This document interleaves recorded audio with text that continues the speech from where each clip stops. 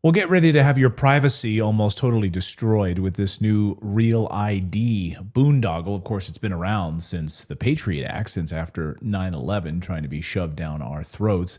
Well, this week or last week, Department of Homeland Security Secretary Kristi Noem announced her department in May would be enforcing the Real ID law. Watch. Hi, I'm Kristi Noem, the United States Secretary of Homeland Security. If you plan on traveling, we need your help to prevent delays and to prove your identity. Get a Real ID. Starting May 7th, you will need a Real ID to travel by air or to visit federal buildings in the United States.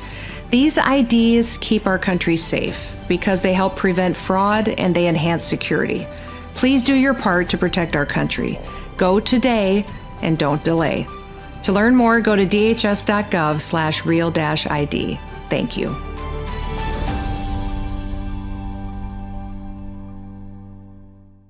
Well, Dr. Ron Paul just published a new piece warning all of us about Real ID. Here it is. It's called Real ID, Phony Security, Real Authoritarianism. And of course, Dr. Paul, you can watch the videos right after 9/11 on the floor of Congress saying, don't fall for this, that this would take away our privacy. That was then. This is now. It's taken all of these years to finally put this into place. And Dr. Ron Paul joins us now. Doctor, good to see you as always. Welcome back to the show.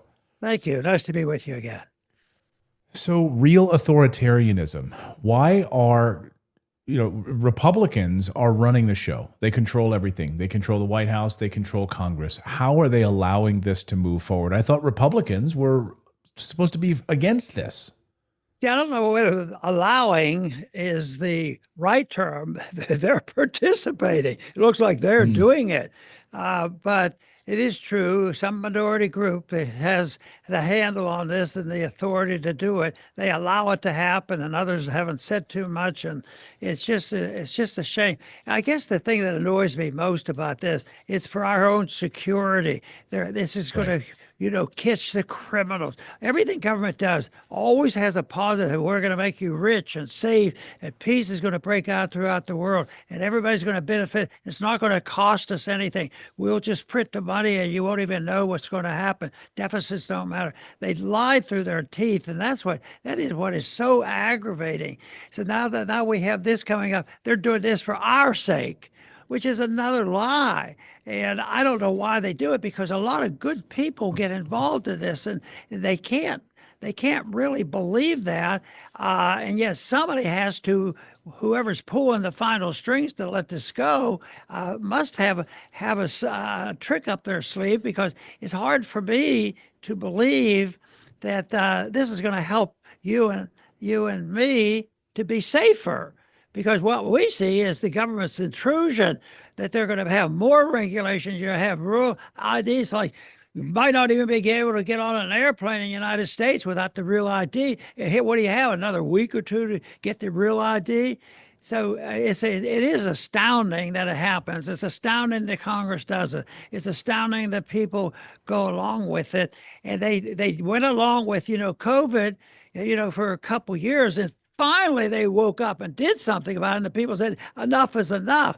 But I think right now, this thing is marching on because we've been persuaded that the new administration wouldn't like something like that. How many of us would have predicted before the campaign, Trump will be on our side on the Real ID, but look at where we are today. You talk about taking away our Second Amendment rights with this Real ID. Our inability to travel. To me, this reminds me of the stories we hear about these 15-minute cities where you'll be limited in your movement. They know everything you're doing, every transaction you're making. You can't fly. You've flown too much this month. Your carbon footprint is too much. It's all tied to this central database about your life. It's terrifying to me. But the hypocrisy of those who promote these things, it's a powerful tool, because that was more or less what the ridicule of the hypocrisy of the far left on COVID and making fun. But they themselves didn't follow the rules they were writing. And Right. even now, environmentally, the very wealthy, do you think they preserve gasoline and don't burn up fuel? And they want to regulate and make everybody have an electric car, thinking the electric car is going to solve all our problems. Well, I want the market to solve these problems voluntarily, and there doesn't have to be many laws. You can write them on one page. You can't lie, cheat, steal, or kill. And those laws have been, believe it or not, they're natural laws. The natural law existed before they even had written law. That was the beginning of history. That's amazing to me how early in known history, ancient history, it was recognized you shouldn't lie and cheat and kill, and you shouldn't do this stuff. And yet what? And we're still not allowed. People aren't allowed to.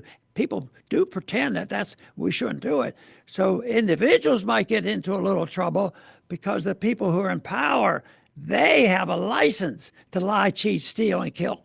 And they run the operation. All you have to do is look at the death and destruction and the wars that we've been involved with, especially since World War II. Oh, it's devastating.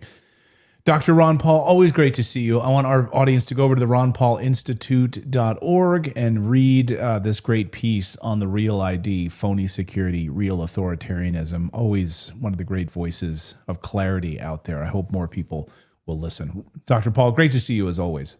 Great to be with you, Clayton.